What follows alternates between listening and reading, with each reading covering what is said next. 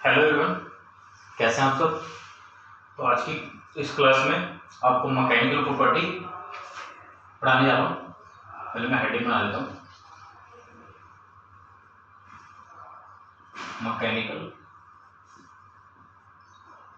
Properties of material. देखिए exam में कई बार ये 10 नंबर में भी आ जाता है।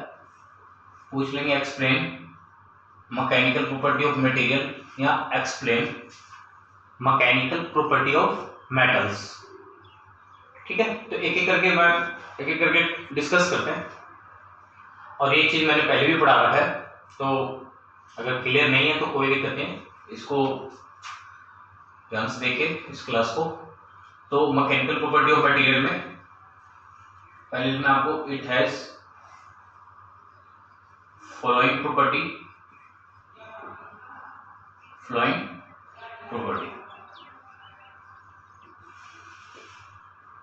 जिसमें से कि आपका फर्स्ट है आपका इलास्टिसिटी। फर्स्ट आपका इलास्टिसिटी। तो इलास्टिसिटी को पहले समझते हैं। इलास्टिसिटी होता है किसी मटेरियल की वो प्रॉपर्टी जब आप उस पर लोड लगाओ, ठीक है, जब आप उस पर लोड लगाओ तो वो अपना डायमेंशन चेंज कर ले।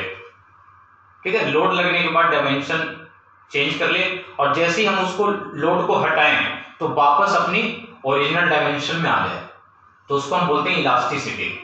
ठीक है, फिर से समझाता हूं। किसी मटेरियल की वो प्रॉपर्टी जब हम उस पर लोड लगा रहे हैं, यहाँ द एबिलिटी ऑफ मटेरियल, ठीक है ना, to return its original dimension. कब? When force is remove. यहां बोल सकते हैं deforming force is remove. Clear हो रहा है सबको?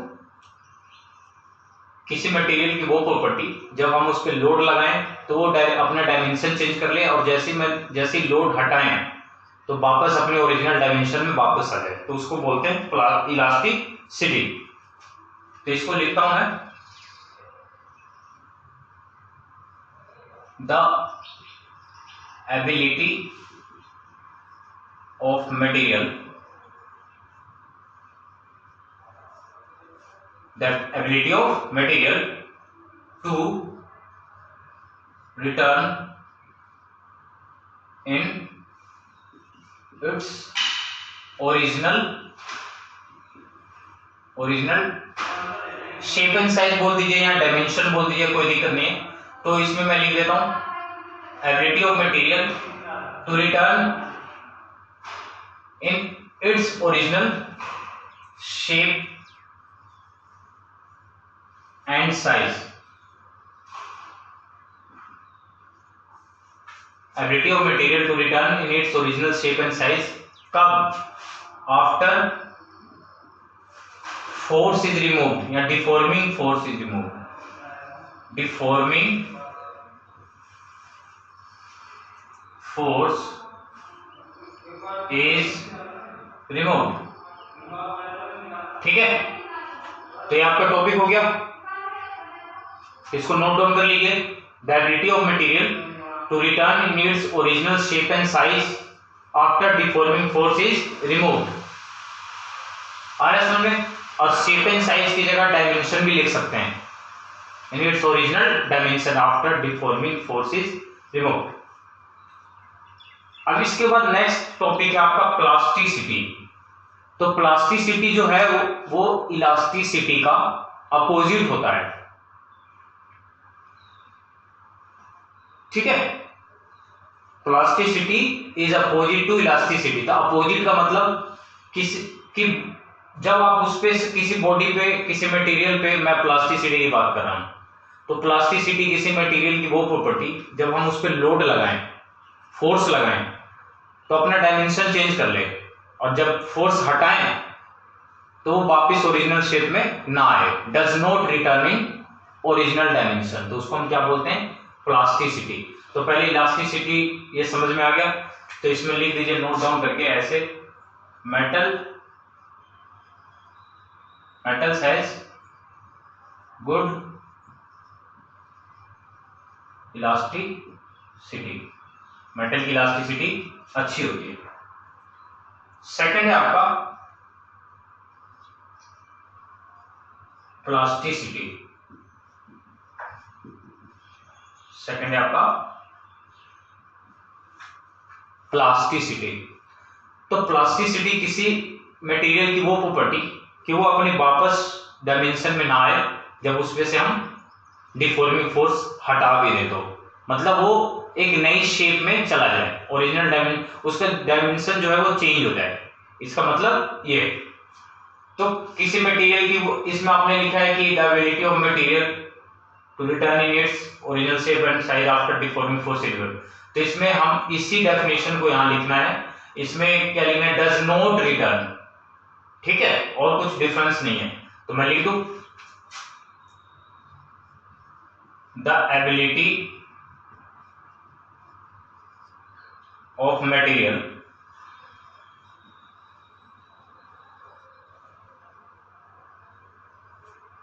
the ability of material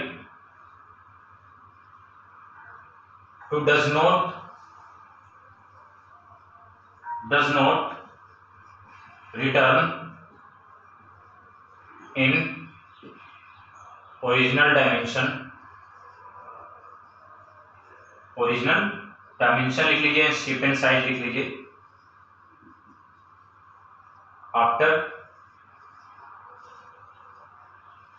deforming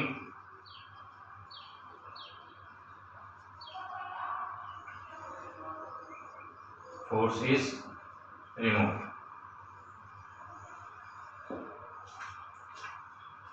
आ रहा समझ में? और एक चीज और इसमें लिख सकते हैं कि plasticity is opposite to elasticity. Plasticity is opposite to elasticity. Topic clear? तो इसको नोट डाउन कर लीजिए, इलास्टिसिटी भी हो गया आपका और प्लास्टिसिटी भी हो गया, तो इसको नोट डाउन कीजिए।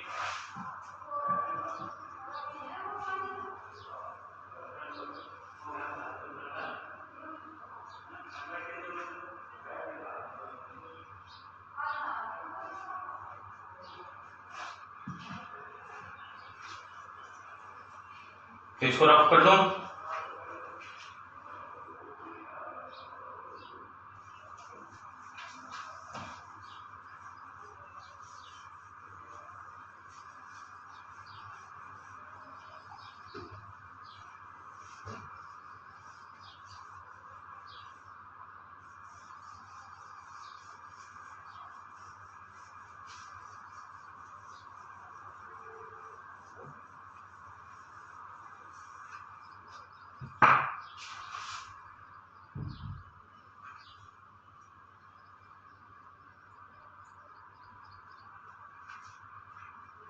नेक्स्ट है आपका थर्ड है आपका स्ट्रेंथ, ठीक है। थर्ड है आपका स्ट्रेंथ। तो देखिए स्ट्रेंथ की बात करें तो किसी सब में आपको क्या लिखना है, the ability of material. Definition आपको चेंज नहीं करना, ये शॉर्ट ट्रिक से याद करने का, जैसे आपने इलास्टिसिटी और प्लास्टिसिटी में भी पढ़ा। तो स्ट्रेंथ में बताना है कि ये किसी मटेरियल की वो प्रॉपर्टी है या किसी मटेरियल की वो एबिलिटी जो अपने आप पे जब उस पर लोड लग रहा हो, ठीक है, तो उस लोड को सह ले बिना डैमेज के, ठीक है, बिना डैमेज के उस लोड को सह ले, या support external load on it without any damage.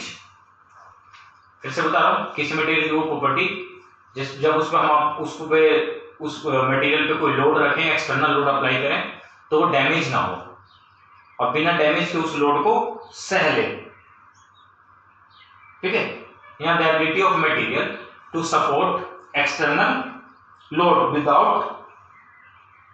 Without any damage is called strength. उसको हम क्या बोलते हैं, स्ट्रेंथ बोलते हैं। तो लिखता हूं इसमें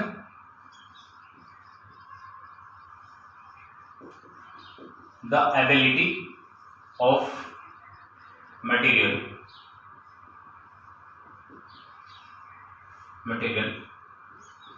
to support external load without any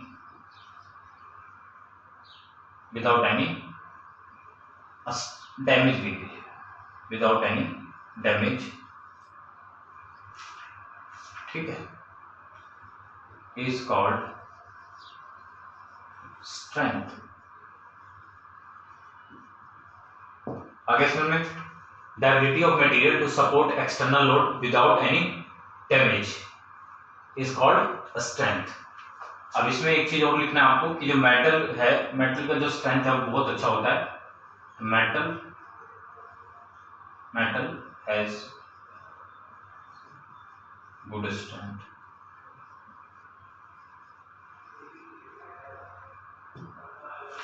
तो आपका स्ट्रेंथ का टॉपिक भी आपका क्लियर हो गया, ठीक है. उसके बाद नेक्स्ट टॉपिक आपका है आपका स्टिफनेस.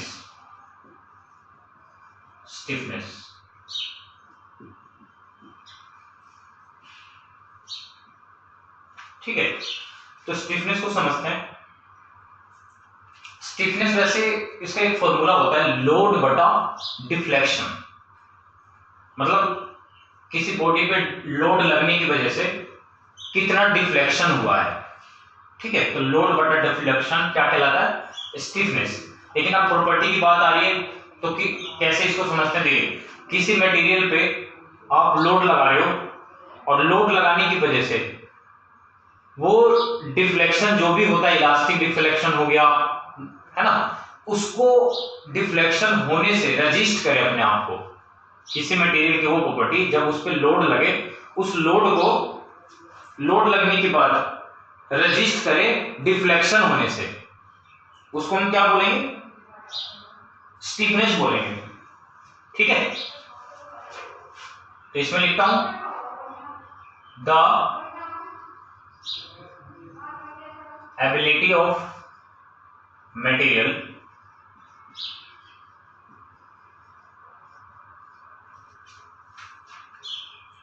to resist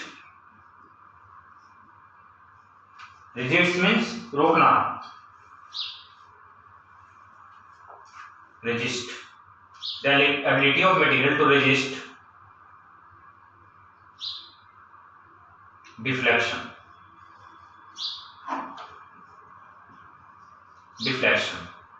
ठीक है. The ability of material to resist deflection when under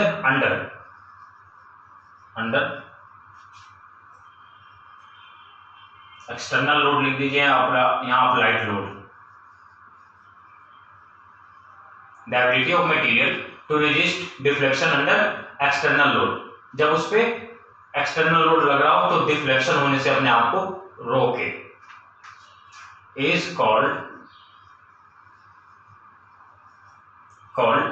stiffness. ये प्रॉपर्टी स्प्रिंग को जब बनाते मैन्युफैक्चर करते हैं तो उसमें काम आता है. इसमें आप ये लिख दीजिए मेटल हैज गुड स्टिफनेस. और समझने के लिए यहां पे लिख दीजिए स्टिफनेस बराबर होता है लोड बटा डिफ्लेक्शन, लोड अपॉन डिफ्लेक्शन. तो आपका इलास्टिसिटी हो गया, प्लास्टिसिटी हो गया, स्ट्रेंथ हो गए. उसके बाद नेक्स्ट टॉपिक स्टिफनेस भी हो गया. देखिए अभी यहाँ पे ये पेपर में आ जाएगा explain mechanical property of material. इसमें आपको एक्सप्लेन करना है, यहाँ खुद ही वो दे देंगे कि what is stiffness, what is strength, what is elasticity, what is plasticity, ठीक है, तो ऐसे भी दे सकते हैं, तो इसको नोट डाउन कर लीजिए।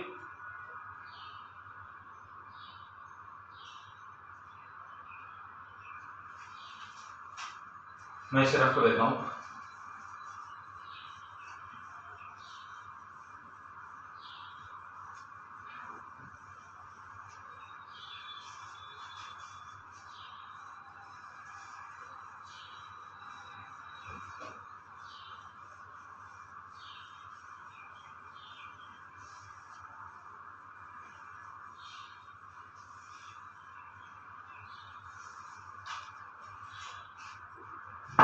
नेक्स्ट पॉइंट है आपका फोर प्रॉपर्टी हो चुके हैं। उसके बाद आपका toughness.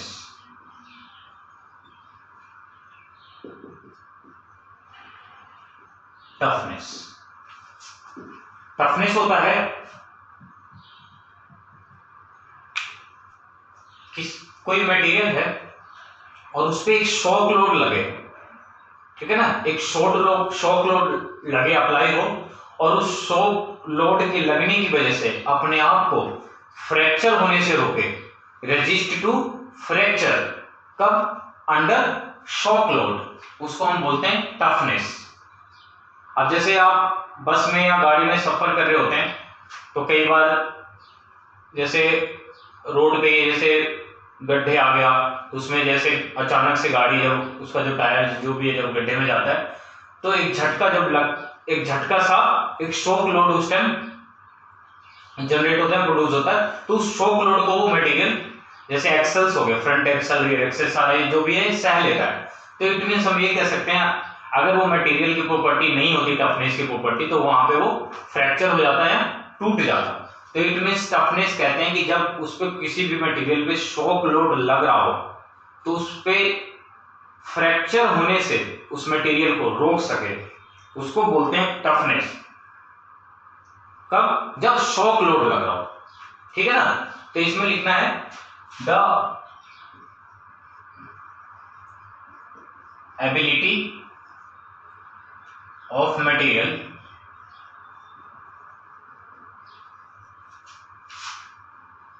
to resist fracture under shock load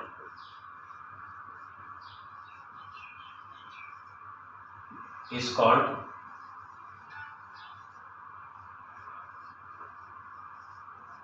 toughness। इसको मैं अंडरलाइन कर देता हूं, शॉक लोड, ठीक है। The ability of material to resist fracture under shock load is called toughness. आगे समझ में।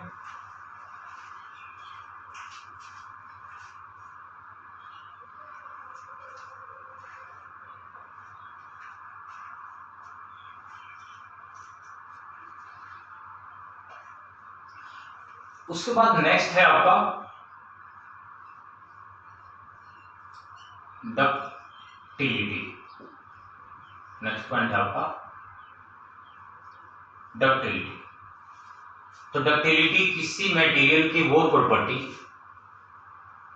जिसके द्वारा उसको वायर फॉर्म में या तार बनाया जा सके without any fracture, without lose its strength, बिना उसके स्ट्रेंथ को खोए या विदाउट एनी डैमेज, ये बोल सकते हैं। मतलब किसी मटेरियल की वो प्रॉपर्टी जिसके द्वारा उसको तार के फॉर्म में ढाला जा सके या तार बनाए जा सके, वायर ड्राउन बोलते हैं उसे, ठीक है ना। Without any losing its strength या विदाउट एनी डैमेज या विदाउट एनी फ्रैक्चर या बिना टूटे तार के फॉर्म में आप उसे ढाल सकें या तार बनाया जा सके, उस प्रॉपर्टी को हम डक्टिलिटी बोलते हैं, है ना।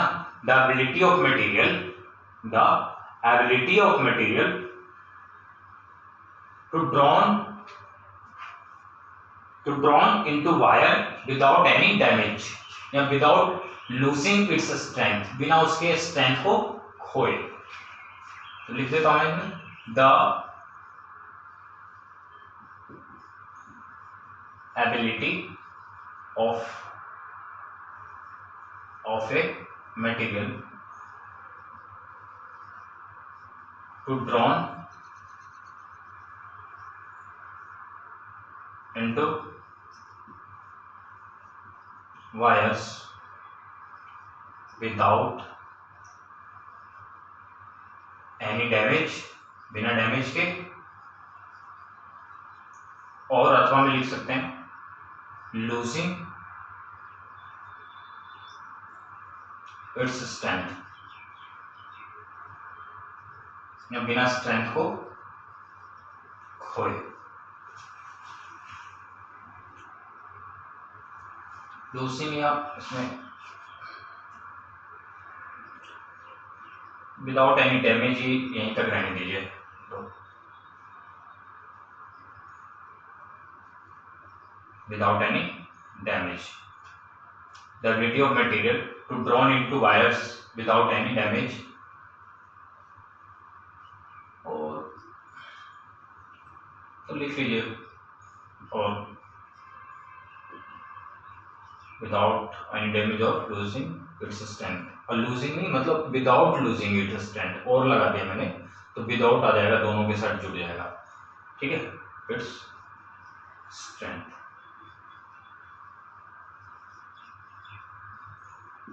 is called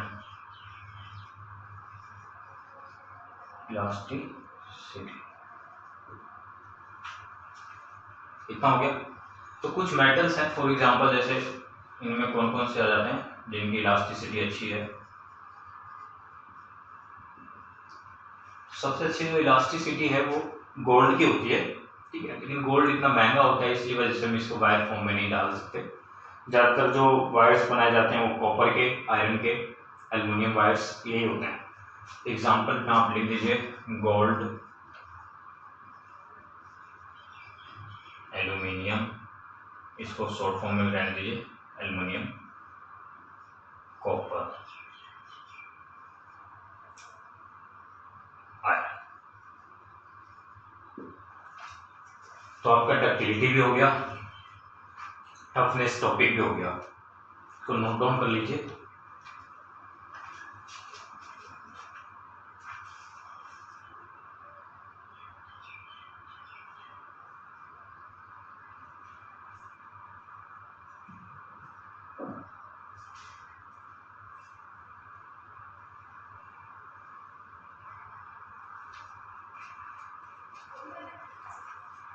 नेक्स्ट है आपका डक्टिलिटी हो गया, उसके बाद है आपका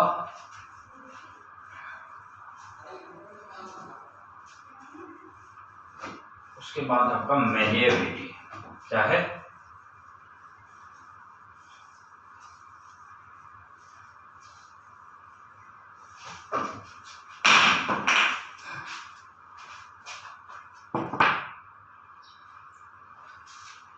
सिक्स पॉइंट तक हो गया ना, 7 आपका मैलिएबिलिटी। मतलब 6 प्रॉपर्टी आपकी हो चुकी हैं, 10 प्रॉपर्टी कर लेते हैं मैकेनिकल प्रॉपर्टी, उसके बाद एग्जाम में नहीं आएगा, इसी में से आएगा। तो मैलिएबिलिटी है किसी मटेरियल की वो प्रॉपर्टी, उसको हम नई शेप में ढालते हैं, ठीक है, with the help of hammer की मदद से, ठीक है, कोल्ड वर्किंग करके, हॉट वर्किंग प्रोसेस करके, बिना फ्रैक्चर हुए वो नई शेप में ढल जाए हथौड़े की मदद से या कोल्ड वर्किंग हॉट वर्किंग करके, तो उसे हम क्या बोलते हैं? मैलिएबिलिटी, ठीक है। तो इसमें लिखना है the ability of material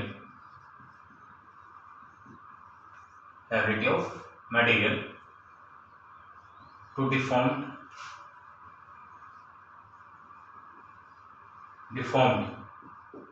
into new shape, दूसरी शेप में ढल जाना, शेप, ठीक है, किसकी मदद से? With the help of hammer, ठीक है, हैमर की मदद से, और cold working cold working process के द्वारा और हॉट वर्किंग प्रोसेस के द्वारा और क्या लिखना है इसमें, विदाउट एनी फ्रैक्चर, बिना फ्रैक्चर के, फ्रैक्चर ना हो तो दूसरी शेप में ढल जाए हथौड़े की मदद से कोल्ड वर्किंग करके या हॉट वर्किंग करके, उसको हम क्या बोलते हैं, इज कॉल्ड मैलिएबिलिटी,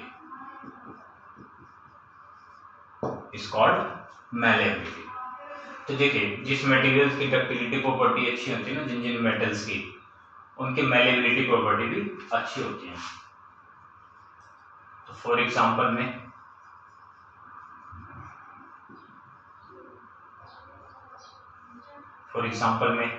इसमें क्या क्या जैसे गोल्ड हो गया, एल्युमिनियम, कॉपर, आयरन, ठीक है, और भी बहुत सारे मटेरियल हैं, निकल हो गया, ठीक है, और लिखने को जिंक हो गया,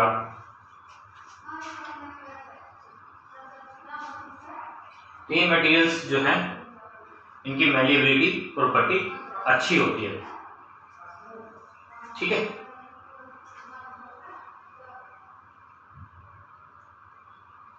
ये नोट डाउन कर लीजिए।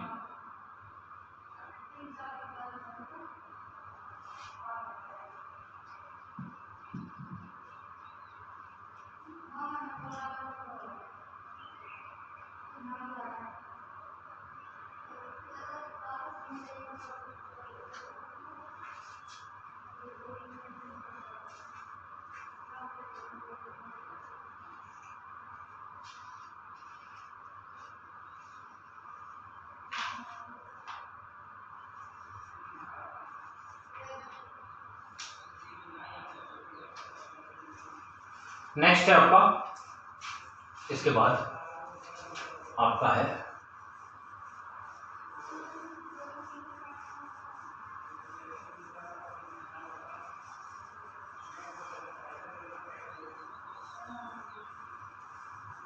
हार्डनेस, नेक्स्ट है आपका, एट्थ है आपका हार्डनेस, ठीक है। तो हार्डनेस होता है किसी मटेरियल की वो प्रॉपर्टी जब वो अपने आप में से घिसने से रोके, ठीक है ना, एब्रेसिव जल्दी से ना हो, रेजिस्ट करे एब्रेसिव से, प्लस में स्क्रैच ना हो जल्दी से उसमें, ठीक है ना, रेजिस्ट स्क्रैचिंग और रेजिस्ट एब्रेशन, उसको हम बोलते हैं कि वो मटेरियल बहुत हार्ड है यार, मतलब घिस नहीं रहा, प्लस में जल्दी से उसमें स्क्रैच भी नहीं हो पा रहा, ठीक है ना। तो जो जिसकी हार्डनेस प्रॉपर्टी है अच्छी होती है, वो उसका कंप्रेसिव स्ट्रेंथ भी बहुत अच्छा होता है। तो हार्डनेस में आपको ये बताना है, समझना है कि किसी मटेरियल की वो प्रॉपर्टी जो रेजिस्ट करे एब्रेसिव होने से और स्क्रैच होने से, उसको हम क्या बोलते हैं, हार्डनेस बोलते हैं। तो लिख देता हूं इसमें, द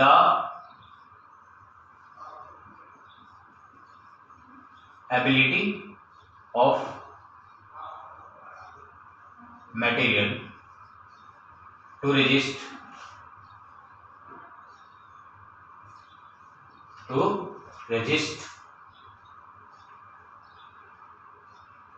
स्क्रैचिंग, ठीक है ना, स्क्रैचिंग एंड एब्रेसिव, स्क्रैचिंग और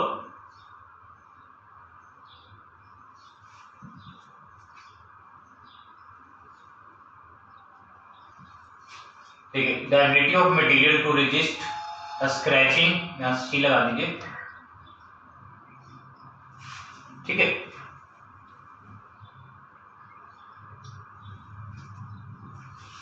मैं फिर से लिख देता हूं,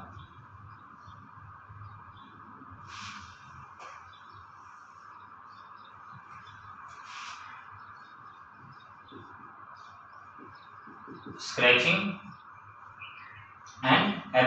एब्रेसिव, मतलब स्क्रैच होने से अपने आप को रोके और घिसने से अपने आप को रोके। The ability of material to resist scratching and abrasive is called hardness.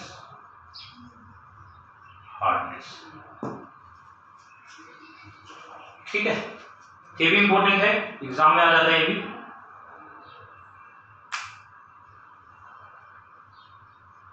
इसको नोट डाउन कर लीजिए।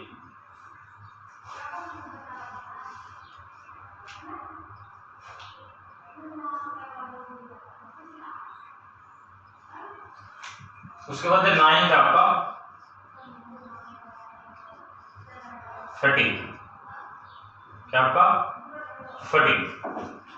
फटीग में होता है जैसे कि किसी मटेरियल पे आप बार बार कभी फ्लक्चुएटिंग लोड अप्लाई कर रहे हो, ठीक है, कभी अल्टरनेटिंग लोड, कभी रिपीटिव लोड, तो उसके बाद क्या होता है, वो स्टार्ट हो जाता है फ्रैक्चर होना, ठीक है ना, स्टार्ट फ्रैक्चर, या ये भी हम बोल सकते हैं परमानेंट डिफॉर्मेशन। तो स्टार्ट परमानेंट डिफॉर्मेशन और फ्रैक्चर, उसको हम क्या बोलते हैं, उसको हम बोलते हैं फैटिग, है ना। एक तरह का ये फिनोमिना है, क्या ये द फिनोमिना, क्योंकि एक तरह के यहाँ लिख देते हैं एबिलिटी, तो नहीं, एक तरह का ये क्या है, ये भी एक तरह का मेजर, मतलब केसेस में हम लिख सकते हैं, क्योंकि ये फैटिग कई बार देखा गया है, कई बार किसी मटेरियल में बार बार आप लोड लगाओ, कभी अल्टरनेटिंग, कभी रिपीटेड, तो क्या है, स्मॉली परमानेंट डिफॉर्मेशन होने लग जाता है, उसी को हम फैटिग बोलते हैं। ठीक है, तो इसमें लिख दीजिए, यहाँ लिखना है, इसमें लिख दीजिए द एबिलिटी, सब में लेके चलिए, the ability of material to start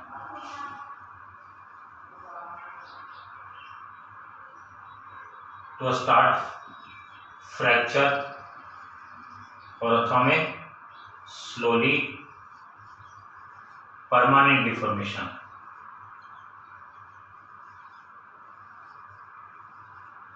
ठीक है, permanent deformation.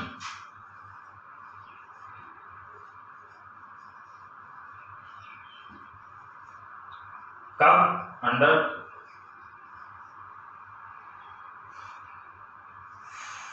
Fluctuating load, comma करके यहाँ में, या तो फ्लक्चुएटिंग लोड हो, अल्टरनेटिंग लोड, या रिपीटेड लोड, या repeated load is called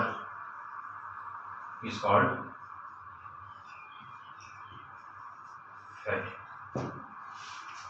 तो आपका फैटिग का भी टॉपिक हो गया। फिर से मैं बता देता हूँ, किसी मटेरियल की वो प्रॉपर्टी जब वो फ्रैक्चर होना स्टार्ट हो जाए या स्लोली परमानेंट डिफॉर्मेशन होने लग जाए, तब जब उस पर फ्लक्चुएटिंग लोड लग रहा हो, अल्टरनेटिंग लोड या रिपीटेड लोड लग रहा हो, तो उसको हम फैटिग बोलते हैं। ठीक है,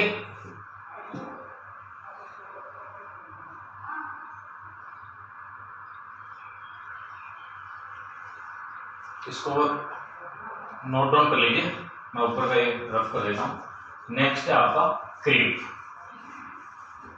इसको पूरा ही रफ कर देता हूं।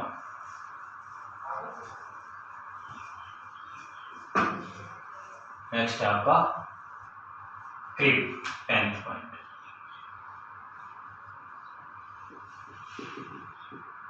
क्रीप में भी क्या है, स्लोली प्लास्टिक डिफॉर्मेशन होता है, इस पे भी लोड अप्लाई होता है। फर्क सिर्फ इतना है कि ये जो मटेरियल जो भी होते हैं वो हाई टेम्परेचर पे रहते हैं, हाई टेम्परेचर पे यूज में लाए जाते हैं, ठीक है ना। और हाई टेम्परेचर पे हो और उस पर लोड लग रहा हो, उसकी वजह से वो क्या होता है, धीरे धीरे स्लोली प्लास्टिक डिफॉर्मेशन होता है अंडर लोड, है ना, एट हाई टेम्परेचर, तो उसको क्या बोलेंगे, क्रीप बोलेंगे। द एबिलिटी ऑफ मटेरियल और property of material to start slowly plastic deformation. ठीक है, कब? एट हाई टेम्परेचर, उसको हम क्या बोलते हैं? क्रीप बोलेंगे। तो इसमें मैं लिख दूं the ability of material, the ability of material to start slowly plastic deformation। ठीक है, the ability of material to start slowly plastic deformation under load और कब? at high temperature, at high temperature। ठीक है, मतलब वो मटेरियल जहां पे जिनका यूज हाई टेम्परेचर पे हो रहा हो प्लस में उस पर लोड लग रहा हो, तो क्या होता है, वो धीरे धीरे प्लास्टिक डिफॉर्मेशन होने लग जाता है उसे, उसी को हम क्रीप बोलते हैं। Is called creep. तो आपका ये मैकेनिकल प्रॉपर्टी ऑफ मटेरियल हो गया। इसमें ब्रिटलनेस हो गया, ब्रिटलनेस रह गया। तो ब्रिटलनेस में आपको ये लिखना है, लिख ही देता हूं मैं, ब्रिटलनेस।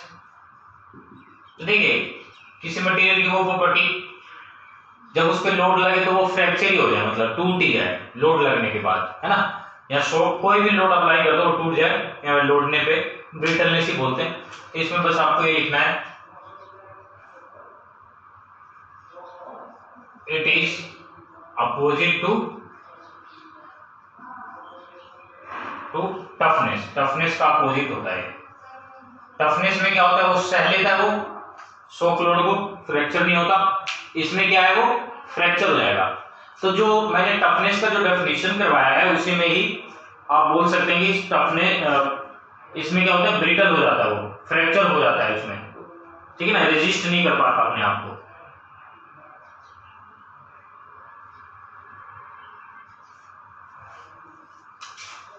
इसमें लिख दीजिए the ability of material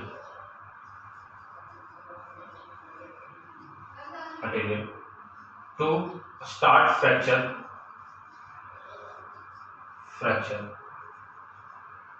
under load. Fracture ही हो जाता है load, under load, is called